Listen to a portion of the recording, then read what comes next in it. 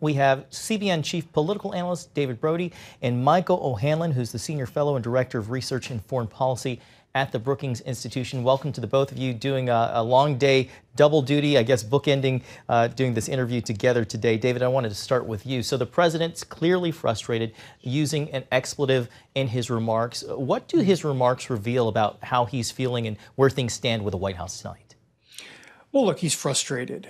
He just wants a deal. And, you know, he's a businessman at heart, obviously. And so what does that mean? Well, you know, he doesn't like when, in essence, the parties involved are basically reneging on the spirit of the deal. Now, of course, Iran and Israel will both say, hey, the ceasefire was still going, something about 6 hours and 12 hours and 24 hours. But Trump wanted peace, and he wanted it just to pretty much stop, even though that's not necessarily what the deal called for, the ceasefire. But so he's clearly frustrated, and that boiled over, as Caitlin showed us earlier in the piece. So where does it leave all of this? It's tenuous at best, but Trump is clearly frustrated, and he wants these folks to come together. And the problem here is that I'm not quite convinced that Israel or Iran really want to stop the fighting. We know that Iran would love Israel to stop the fighting, but Israel's looking, let's be honest, they want to see regime change. So along those lines, Michael, as David was just talking, Iran denies, or Iran's military denied that it sent missiles, even though Israel says that 2 missiles were intercepted. Michael, how tenuous is this deal? How can we keep it from falling apart? Greetings. Well, I think David laid out very well the basic calculus on each side.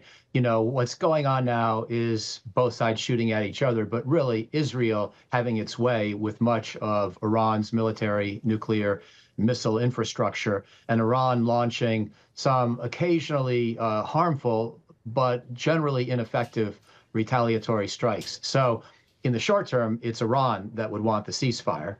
Israel may be willing to grant that ceasefire if it feels that it's pretty much reached the target set that it was after in the first instance.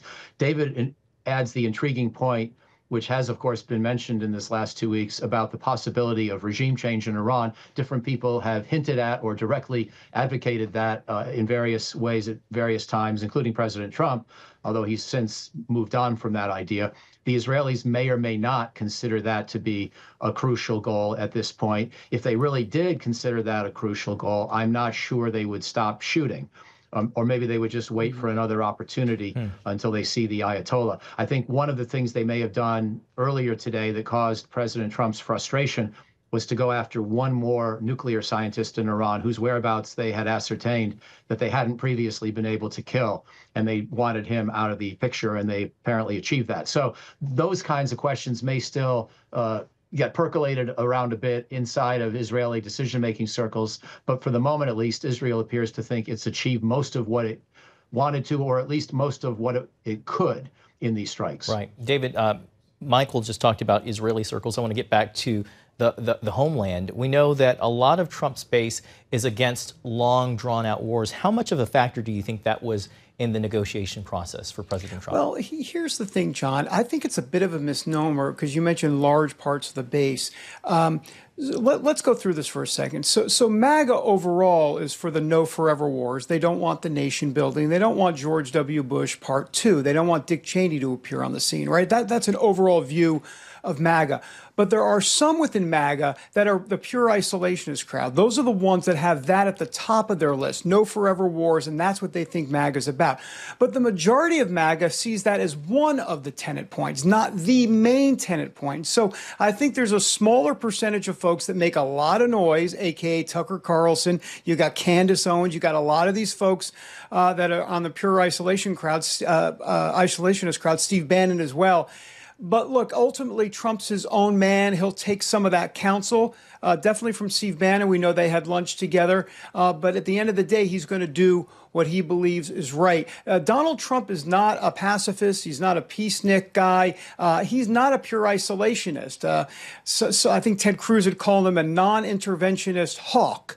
Is what Ted Cruz described Donald Trump as. And I think that's a pretty good description. Donald Trump is situational with how things, and transactional with how things have to go down. I don't think you can put him in a box.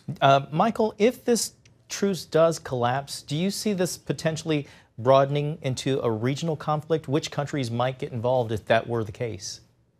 I don't know about a regional conflict, but there are worst case scenarios that could expand the conflict. And for example, some people have talked about a possible Iranian move being to try to interrupt oil traffic in the Strait of Hormuz. I don't think Iran can shut down the Strait of Hormuz literally, but if they start harassing traffic through there, they could divert a lot of traffic and really affect oil prices around the world.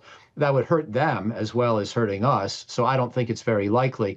But if it happened, heaven forbid, then you have to ask, how do we stop it and make sure that the oil traffic can resume normally? And that could involve substantial American air or even limited ground action in southern Iran, because the Strait of Hormuz is so narrow that you can't really just wait for a missile to pop up and then shoot it down with high confidence of success. So I'm not predicting that scenario. I think it's unlikely, but that's the way in which I could see escalation, if you want to talk about hypotheticals. We just have a few seconds left. A final thought from each of you, if you can. Well, David's, I think. Go ahead. Go ahead. Well, I was going to say, David. I think regime change, real quick, I think regime change is just a matter of time at this point. We just don't know exactly how it's going to happen. But this is an Iranian regime that's neutered for sure. And to you, Michael?